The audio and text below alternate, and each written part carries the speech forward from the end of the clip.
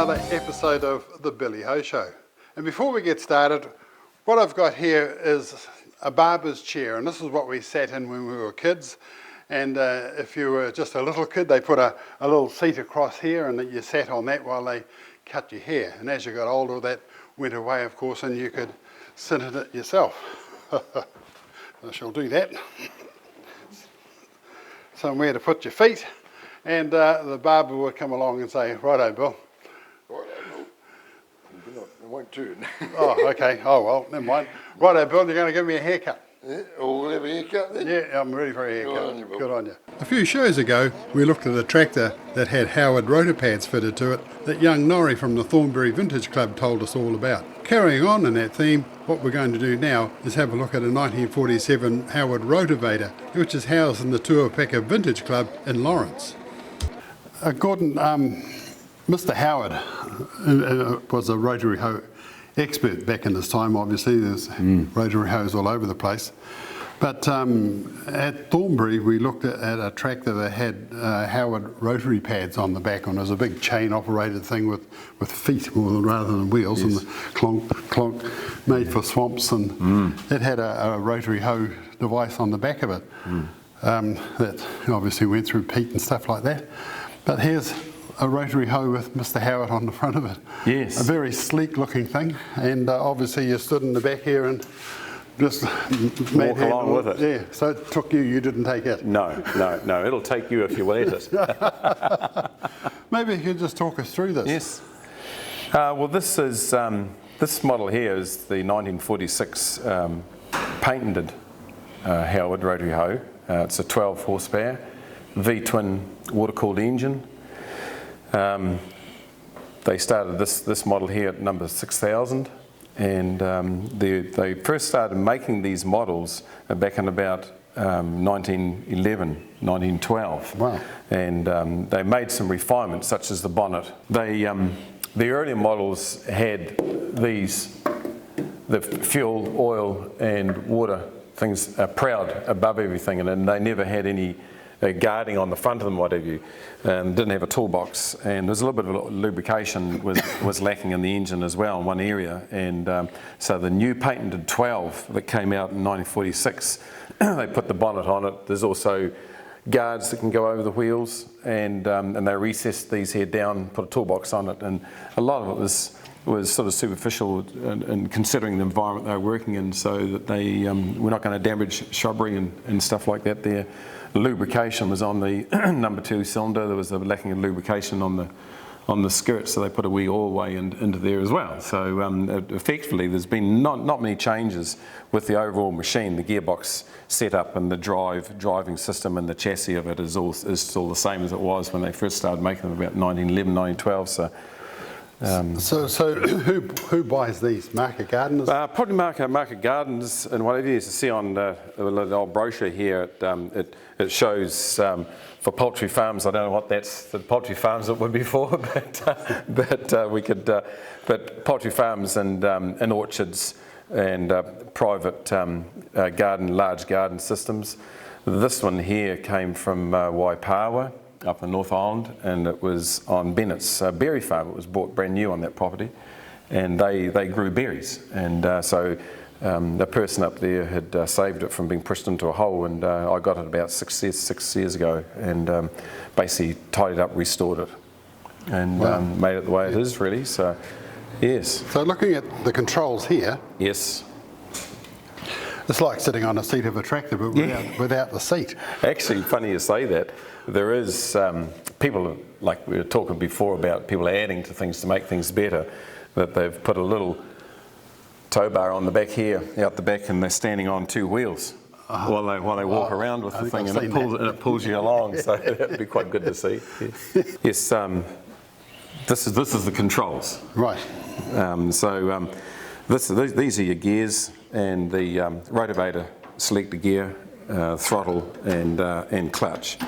And I see this has got a little lump out there. What's that for? Yeah, well, when this is in, it's just not sitting right to put right in gear. But when this is up here, it means you can't push this down and go in reverse. From being in first gear up there, it can't go in reverse and and go backwards over you while it's rotivating. So so it has a safety feature, Bill. They obviously needed the men to rotary hoe the gardens. They had to save the men. Yeah, true. Yeah, but they use this model, this shape of chassis and this type of gear linkage changing, where they're very, very exposed. As you see down there, the gears, everything is quite exposed. And they use this on a number of this size rotary hoes that had different types of engine horsepower. Obviously it was something they found was very reliable at the time. And you've got to think about Mr. Howard sat down, he thought about this, the wheels go around, there's a gearbox, and there's an engine to pull the whole thing along. Yes. All these controls, levers, rods, it just goes on and on and on. It's amazing the thought patterns of the time, but even with engines and all sorts of other things. If somebody's thought of it, then they have to build it and then have to make it go. Can we have a look at the engine? Yes. And just going on about the thoughts, the very first rotary hoes he made were made out of motorcycle engines. And when he first started building rotary hoes in the early 1900s, and he lived just out near Gilgandra, which is in New South Wales, and sort of in the Dubbo area, or north of Dubbo, and then he shifted his main factory, ended up being in North Mead in Sydney. So this is Aussie? Yeah, this is Australian, Wow, there you go. Let's have a look at this engine. Very good. So, VTwin, very similar to a motorbike, looks very heavy. Yes. Yeah, well, the whole thing actually weighs half a tonne. Dry weight. Yes. Wow. Yes, so it's quite heavy. And the fan in behind there, close to the radiator. Yes. Let's just see this little lug in here. What does this do? Yeah, well, that's just a screen. If you lift that up, obviously the air is sucked through from that side, and you pick up a lot of grass and debris from the rotivators, and stuff comes through there. So that's just that was one of the additions that they had made when they went to this model from 6,000 up. It has a Solex carburetor. It's a V-twin. It's the same configuration, design motor as the Harley-Davidson, and it's a dry sump. Runs a dry sump. Oh, okay. It has an oil pump here that has two actions. So you can do it up hills without problems. Yeah, it won't matter. It's got the pump actually sucks oil from this oil container, takes it down, pumps it through the crankshaft, and that lubricates the engine, and that's the rotary part of the pump. And the pump at the same time is going around, it's going up and down at the same time. And the up and down motion is drawing the oil out of the bottom of the crankcase and putting it up through an oil filter at the back and back into the back into the oil storage container here. Yeah, you're sort of rotating oil. Yes. It just seems like a good idea to me. It does, yes. Yeah. Well, it means you can actually have more oil. You're not having to have it all on the engine, so you can actually have more oil. The oil will probably be cooler too. Yeah. But it's a water-cooled unit. But it takes you don't take it. Yeah, that's right. Well, you've got to think a little bit ahead, otherwise you're not going to last long with it. It has the air cleaner is a horsehair air cleaner, oil bath, horsehair air cleaner, and it has an impulse mag to start down the side. And how do you start it, with a crank? With a crank handle, and it's not recommended to use your hand to crank it by hand. You use it with your foot, because the extension of the crank handle is so big that it could become a wee bit dangerous. Right, so you just give it a boot with your foot? Yes, give it a boot with your foot, yes. Probably have to put boots on. Oh, well, I got boots, Bill. Fair enough. Does it go? Can we hear it go? Yes, I can start it up. Yeah, well, good idea. What I might do is put the bonnet down. Is that all right? We're going to kick this in the guts, folks, and see what it sounds like. It's like putting the face down on your motorbike helmet, isn't it? Yes.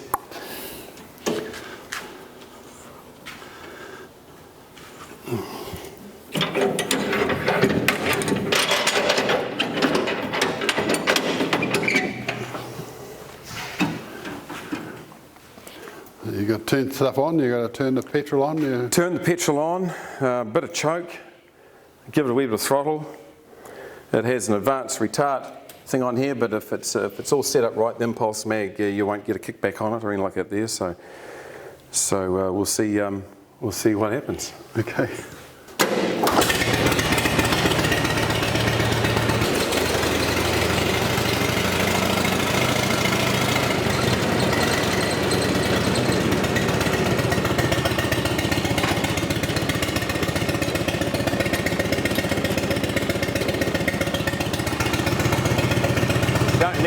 do you? No, you don't. No. I guess people would have thought that was the horn.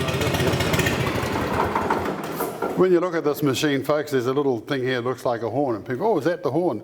But over that noise, where would you hear a horn? So it's actually designed just to stop it. There you go. So there you go, folks. This is related to those Howard rotor pads we saw down in Thornbury, and here's the other half of what Mr. Howard invented. Gordon? Yeah, thanks, Bill. Good on you, mate. Well done. Thanks very much. What I've got here is a copy of Talking Trucks. This is a book I wrote a couple of years ago, and it's the history of New Zealand trucking. And it's all from the programs that I did between 2013 and 2016. I'm going to let this go for $25. So it's a special. So if you'd like your copy, there's my phone number, 027 277 0717. Just send me a text or email me, billhoheper@extra.co.nz to get your copy. $25 and the history of New Zealand trucks. This is an AC social car going along at the recent Tapanui Field Day. We didn't really get a chance to have a good look at it, so let's join Gordon again for a closer look. What we've got here is an AC social car. That's right. And you sort of got to look at this in 1911, and then they come through to the AC Cobra. They're one of the fastest things on the road. And you thought, how did that happen? You know? That's right. And there's an AC of the 50s, also a very fast car. We'll have a look at these photographs of the 1950s AC. But AC, what does that stand for? Auto carrier. Now, you can't really sort of call it an auto carrier Cobra, because No, that wouldn't go down well at all. No. But AC, that sounds. Anyway, so we saw this going along in Tapanui at the field days they had there, and I just thought it was just, wow, look at that, you know. And we owned a Can-Am Spider, which is two wheels in the front, a wheel in the back, very similar to this. And that just flew along the road and hugged the corners, done everything that you wanted it to do. But in 1911, they've thought of that already, so nothing's new. No, the technology that develops from all this stuff, they've never even seen one of these when they'd made the bike like you've just been talking about. No. But initially this was built as a delivery vehicle really, with a seat sitting up on here and a tray effect, or like some other pictures around showing like a cabinet on the front for as a delivery vehicle around through London. So it's an early truck. Yeah, it is a delivery vehicle, exactly, yeah. What runs it? It's got a little air-cooled petrol motor, and it's a single-cylinder little petrol motor. Has an electric start, so I suppose that's quite unique for the time. Yeah, wow. Yeah. This is the cooling system. These little wheels run off the flow wheels either end of the motor as it turns over, and as you can see there, and keeps it cool. It's just a simple little engine. Apparently there's not a lot of them around. The owner of this one here is Stuart McCraw, owns this one here. He's been a valued member in this club, and just loves tinkering around with these machines. He's found another motor that he can have, has got spare parts. He's got it sitting in diesel to try and free it up. Wow. So to have something spare for something like this would be quite unique, I'd think. Sure. Gordon, there's not a steering wheel. No, it's a tiller. It's got on it the throttle, advance and retard, and it folds up so you can get in and out of the machine. So it's just a matter of pushing backwards and forwards. Like an outboard motor. Like an outboard motor, yes. Yeah. That's right. Not a lot to hang on to, but obviously whenever you see anybody driving it and they're turning left, the tiller's sitting right up against you, so you just have to be careful with people that have just eaten too much Christmas dinner, actually, to tell you the truth, because you wouldn't turn sharp left. But that's actually quite unique on these vehicles. It still has its accelerator and brake and clutch. So it's the accelerator in the middle? Yes. Yep. Okay. Yeah, right. Yep. I just see on the front here there's that AC that look like steps. Yes. There's one here, one on the other side. Yes. Nice design, isn't it? What's that for? So you can sort of hold the front So you down, can probably hold your foot on there and hop in it one way or the other. Whichever way you hop in, this thing isn't really all that easy, Bill, to tell you the truth. Really? So there's I can show you actually a way of assisting it. You just undo these clips on the side covers.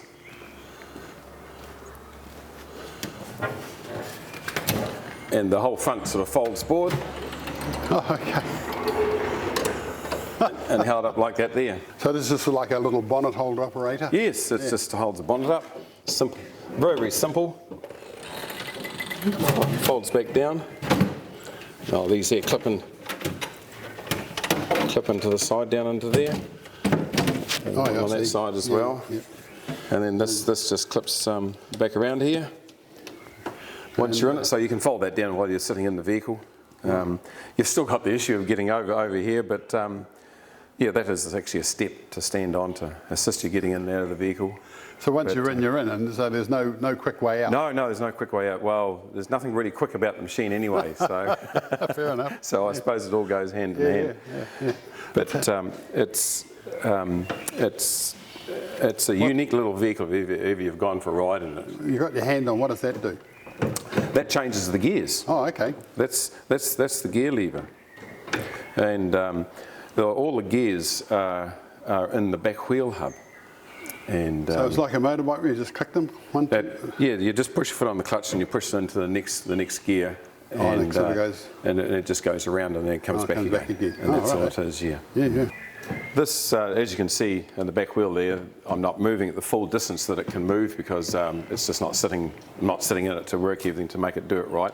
But you can get the principle of how the gears work, and inside that hub, and inside this hub here is the gearing, and this of course is the handbrake.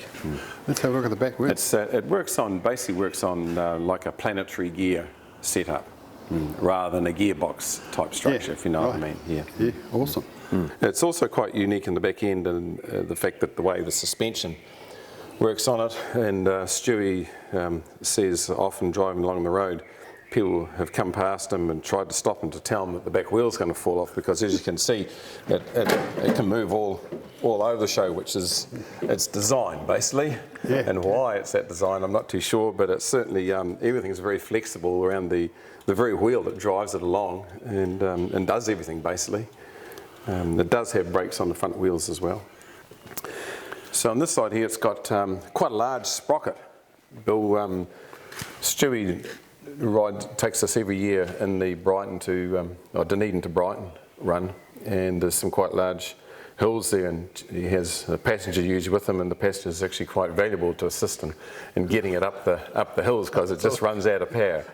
And so he's probably increased. I'm not too sure exactly what size he's gone to and what he's gone from, but basically the original sprocket would be probably up to about circumference of about that size there. And he's gone up to this here just to give it a bit more gearing, so it's not labouring so hard. And I just see the nutty has got AC written nicely on it. It is. It's photographed by many people. Yeah, it stands out. But AC, like you're looking at the step to get in, the bit on here. That's right. They were big on promoting AC, obviously. Exactly. Yeah, AC, and really with the AC coming from the word auto carrier doesn't really mean much nowadays.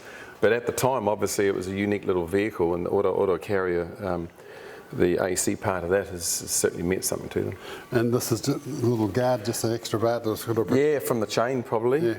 Yes. The train's coming around this way, so it stops flicking everything, oil and stuff all over the driver, I guess. Yep.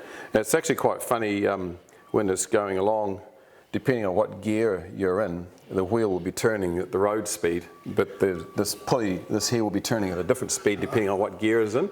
So you might find in low gear, this is turning quite fast in relation to the wheel, and then as it goes up gears, it'll change. So it's actually, it's quite unique to see it actually happening. Well, the second Wheels at Wanaka event is on this coming Easter in 2021, and that's on Saturday and Sunday, the 3rd and 4th of April.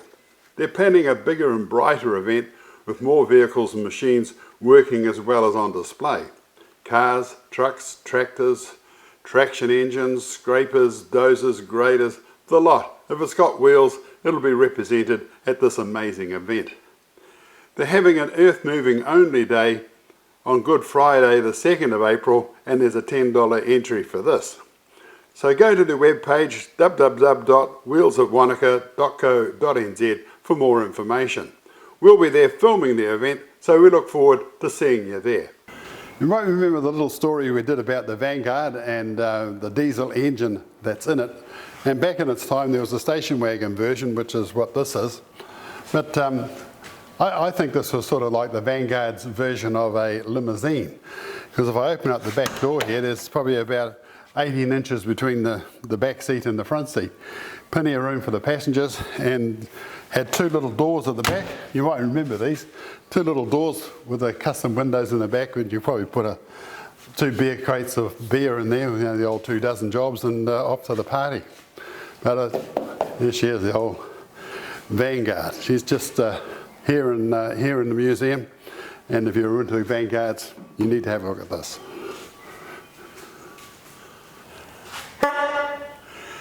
This is the day when you had a horn that sounded like that, little rubber thing, you pushed it and that was enough to sort of frighten the horses out of the way when you went along. But this is a Maurice Cowley. I think the Cowley is the place where it was built. And I've opened up this little bonnet here, there's an engine. But the unique thing about this is the radiator. In order to fit it into that little grill, which is very fancy, they've had to sort of think about the inside of the radiator, and in there it's got a little concave. The thought processes of the time, the boss would have said, well, that's a good idea, go away and get it done. And so the little minion would have gone off, come back, what about this, boss? And yep, that fits, get it in there. It's got the old mag, make it go, but engine, but I just thought that radiator, getting the curve in the back of it, and it's the old honeycomb type of radiator, which is quite rare, but obviously worked back in the day. But this is in the Lawrence Museum. Another thing just to look at is under here there's a sprocket that runs onto another sprocket here, and that's actually the speedo for this car. And it's year 1924. And there it is, Maurice Cowley. Gordon, I came up through the 50s and the 60s, and everybody had a radio similar to what we've got up above there, and you might recognise one of the radios that you might have had back in the day. But a collection of radios, I mean, who does that? Well, people who just love collecting radios, I think it is. and we've found over the last few years, when people come in here and see the display that's here, that they realise that they've got a radio at home all by itself, and all of a sudden see it more valuable to be here in a collection than sitting at home. So we end up with people coming in with radios and television sets and all sorts of things, sometimes telephones and that as well. But we need to remember that this doesn't actually belong to the actual club. It's like a lot of stuff that we exhibit in here belong to private individuals. And young Stephen Robertson is the one who's got all these radios, and he's got many more. I think we've got about 80 odd something up here, but he's got more than that. But this gives a fairly good general overlook at the range of radios through the times. Right. And if you look at these at the back of the, I used to love sitting and looking at the back of the radio when you turn it on, because all these little lights come on. Yes. And you've got it, we all wondered what the hell does that do, and they're all different. Yeah. But the old valve plonked in and did a job. That's something that I'm not all that knowledgeable on, but if Stevie was here, he knows how they all work. But the trouble with the valve setup, they very expensive on electricity, the valve radios were. So obviously the new electronic systems and that use far less electricity. Sure. Mum used to listen to Porsche Faces Life, and then in the evening they had Life with Dexter, which was Death Hatter and Compost. And you might remember those. The Archers. The Archers, of course, yeah. Well, this looks like a kite, but it's not. It's an aerial. It's an aerial. And he's got this here set up where he can utilise this aerial to send Morse code to a receiver. This one here is another aerial that he's made up, and people actually buy some of these. We know for a fact that a few people on the west coast have bought one or two of these here, which boosts the transmittance for a radio. And you were saying before, just a little pot lid here on top of a pot, but if you had this set up radio, you moves the pot lid around a bit, it actually tunes the radio. It'll assist to tune into the station. And like the radio, like this radio here by itself, standing out by itself, doesn't have a very good reception down through here, but when it's in there, it'll get extra reception, and moving this around will tune it into the particular frequency that you're trying to strengthen. So it's quite interesting. Yeah, well, there you go, folks. If you come down here, it's open. When's it open? On a Sunday? Sunday afternoons, yes, from 1 to 4 every Sunday afternoon. And we run the odd event during the year, Heritage Day, usually the first Sunday in February, November, and where we turn raw material into finished products with using old machinery. So, sure, yeah. But no, there's always something here for people to see. That's right. So this room in here, folks, is just nostalgia city. Yeah. And so even you've got something even for the ladies down the back there. Yes, we have. You've got to keep the ladies happy. Yeah, A few magazines down there going back many years. Yes. I see one when the Queen came in 1953. Oh, there you go. Yeah, anyway, awesome. Gordon, thank you very, very much. And folks, if you're down Lawrence Way, it's not hard to find the Tuapeka Vintage Machinery Club and Gordon. As he was saying, on a Sunday afternoon they're open. You can spend the whole 3 hours that they're open here and you won't see the same thing twice. Plenty to look at. And Gordon, thank you very, very much. And hats off to you guys for keeping New Zealand history alive. Very good. Well, we appreciate you guys coming along here, and we'd certainly welcome anybody who comes along to have a look. Thanks. Good. Is there a number people can call to see they can come? Yes, they can look on the Lawrence, under just the Lawrence website, and Tuapeka Vintage Club, and there's various phone numbers in that there as well. But you give any of us a ring if you wish to. Come the Tuapeka Lawrence Information Centre website's got all that sort of stuff there too. So there you go. There's the website. Have a look. Come down and enjoy yourself. Thank you. In this little section, we're looking at a Cadillac service car, and in the 18s, the teens and the 1920s, the service cars were very popular in the country, and on a bit of research, there were 597 service cars throughout the country doing what buses do today. And this one probably operated in the Napier district, and the Newman brothers had a whole bunch of service cars that went from Napier over to Tuapeka. Everybody's sitting in them, and all their suitcases and bags, everything all strapped to the running boards. And of course, back in the day, you had running boards, and you could stand on the side and lie down to the letterbox or lift to school or whatever. But the running boards were a very handy little extra on cars. But this is an enormous machine. I'm not quite sure how long it is, but it's powered by a great big V8 that you probably need to come and have a look at. There's a lovely seat in the back and two dicky seats just behind the driver's seat, but a great big car, lovely little door handles here from the horse and carriage days, I guess, this isn't too far after that. Spring goes right across the back here. Underneath that is the fuel tank, and there's more springs go that way. Now I guess that's just to sort of keep the customers a nice glidey sort of a ride. It's got a pressurised fuel tank which helps keep the fuel up at the front, and over on this side there's a fuel gauge. So you had to get out in the back and say, oh yeah, I've got a quarter tank, I'm right, get back in and carry on. It's just an interesting little aspects of this Cadillac out the back here.